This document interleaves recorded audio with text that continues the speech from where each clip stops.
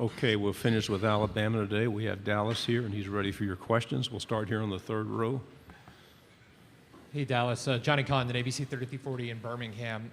Obviously, on the offensive side of the ball, you lose Bryce, but on the defensive end of the ball, you lose Will, and you kind of had like a dynamic duo team going with him last year. What has he taught you about your game, things you can add to your pass rushing abilities, and ultimately, what are you guys going to do moving forward to make sure that his loss isn't a gaping hole on that side of the defensive line? I mean, more importantly, like Will, he has paved the way for a lot of guys in the outside linebacker room. But it's also guys that could, come in and fulfill those shoes and, replace him in some type of way, like Chris Braswell, Keanu Coote, Quandarius Robertson, Jeremiah Alexander, and guys such like that, But it's a lot of guys like that that looked up to Will and, seeing what he did and seeing him grow and make mistakes. And so we just learned from that and keep going on for it. Right side, front row. Yeah, being from South Florida, I'm curious where you got your name Dallas from.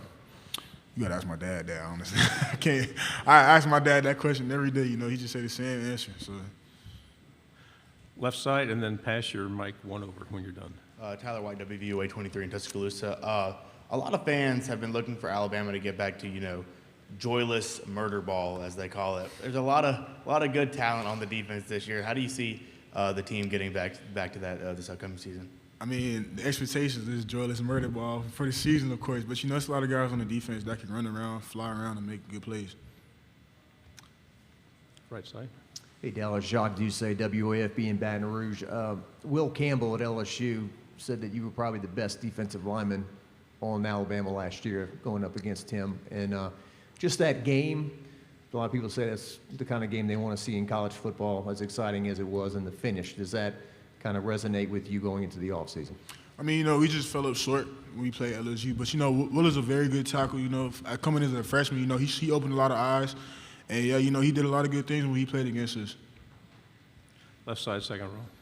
Tyler Shaw with KBTX in College Station. What is it about the way you guys match up with Texas A&M that, the past couple of years have been really close? They got you in College Station. Last year was really close. And then just how much are you looking forward to playing them this year? I mean, it's always a battle when we play them, of course. But, Jimbo's doing a very good job over there, leading the guys in the right direction. It's a lot of talent over there and a lot of good things doing over there. So, yeah. Right side, second row. Dan Peck, ESPN 106.7 in Auburn. Iron Bowl is back in Auburn this year. You were at the game in 2021 as a freshman. What do you remember about that one? And are you excited to go back to Jordan-Hare again this year? Honestly, I didn't know how important and how deep the rivalry was till I actually ran out the tunnel for the stadium. So once I ran out the tunnel and seen all those people and they really did not like us, it was kind of eye opening. But I'm looking forward to that game. It's going to be a good game every year, especially at Jordan-Hare. That atmosphere is crazy over there. It's very loud. And they call it the jungle, so this is definitely a jungle for sure. Left side, third row. Meg Brooks with WTVY in Dothan. What's the biggest difference you've noticed between Kevin Steele and Pete Golding, heading into this season? I mean, they're both very good defensive coordinators. I'll say that first and foremost. But Kevin Steele, he has more experience. I'll say that. With Alabama, he understands the standard and knows what he's supposed to be doing as a defense. Being under Coach Saban. Just being there for a long time. And also, he's been a defensive coordinator for a very long time, just been in the game for a very long time as well. Second row. Kennedy Wright with CBS 42. What is your favorite quote from Saban? And if you could impersonate him, how would it sound?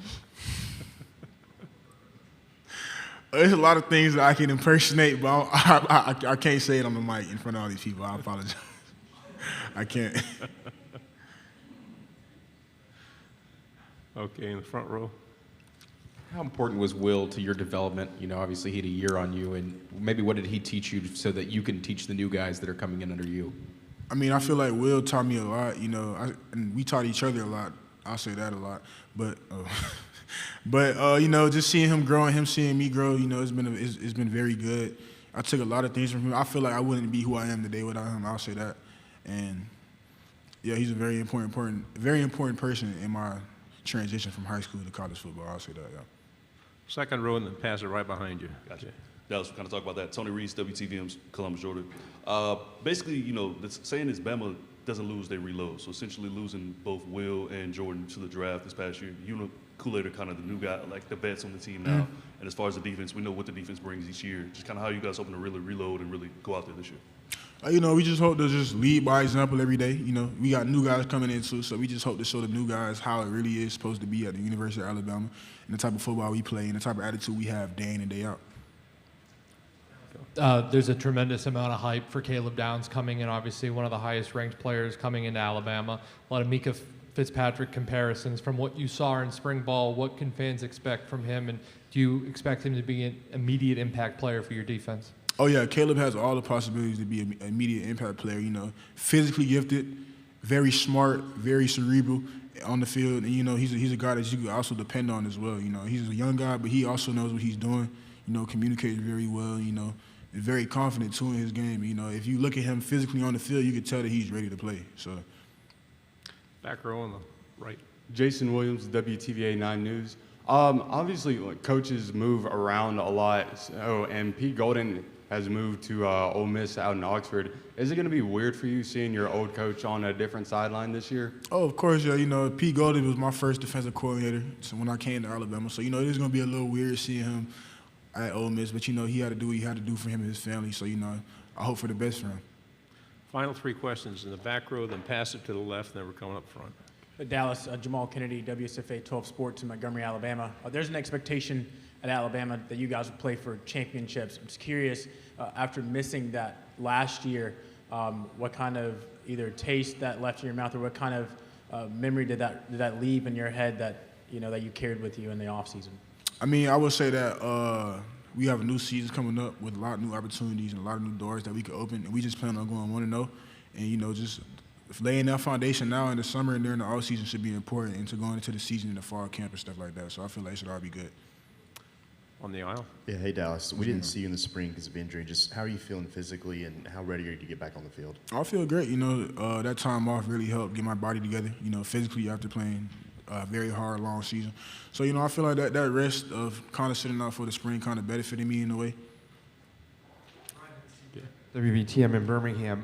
When you guys, did you watch the national championship this year? I'm not sure if you saw that moment with David Pollock where he said there's new kings of college football in Georgia. What does that mean when he said that to your coach on the stage? Did you see that? And what does that make you think that there's a school that's a state over that they're saying that 2 wins in a row?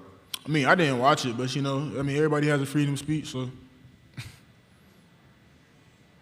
We do have time for one more. Final question. You go up against the offense daily in practice. Just what have you seen out of them and their progression as the summer continues and going into the season?